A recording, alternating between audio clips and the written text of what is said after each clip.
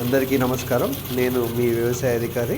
ముఖ్యంగా మనకు యాసంగి సీజన్లో మనం రెండో పంట వేసుకోనే కంటే ముందు ఖరీఫ్ సీజన్లో వేసుకున్నటువంటి వరి కొయ్య కళ్ళను చాలామంది రైతులు చాలా ఎత్తుగా హార్వెస్టర్ ద్వారా కోస్తుంటారు.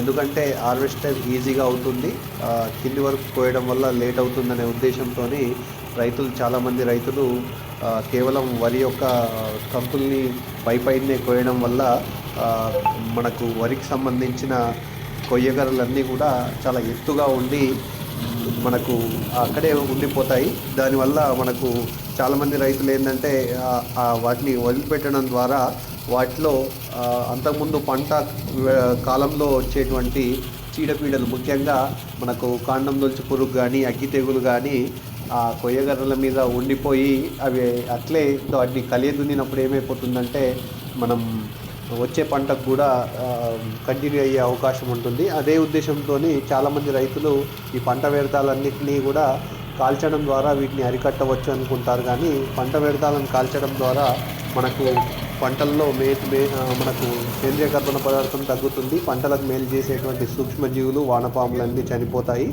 ముఖ్యంగా మనకు పర్యావరణానికి హాని కలిగే అవకాశం ఉంటుంది.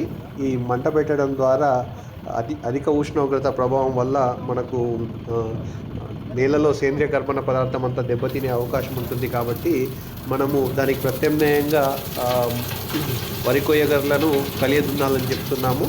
మనకు చాలా ఎత్తుగా రైతులు హార్వెస్టర్ ద్వారా కోపియడం ద్వారా ఈ కొయ్యగర్లను కల్టివేటర్తో కానీ రోటోవీటర్తో కానీ దున్నినప్పుడు ఏంటంటే ఇవన్నీ కూడా అడ్డమైపోయి ట్రాక్టర్కు వేగాన్ని నిరోధిస్తుంది. అదేవిధంగా కల్టివేటర్ దెబ్బతినే అవకాశం ఉంటుంది. కాబట్టి అదేవిధంగా ముఖ్యంగా మనకు ఇది యాసంగి సీజన్లో రాత్రి ఉష్ణోగ్రత చాలా తక్కువగా ఉంటుంది. కాబట్టి డీకంపోజింగ్ చేసే ప్రక్రియ చాలా నెమ్మదిగా అవుతుంది.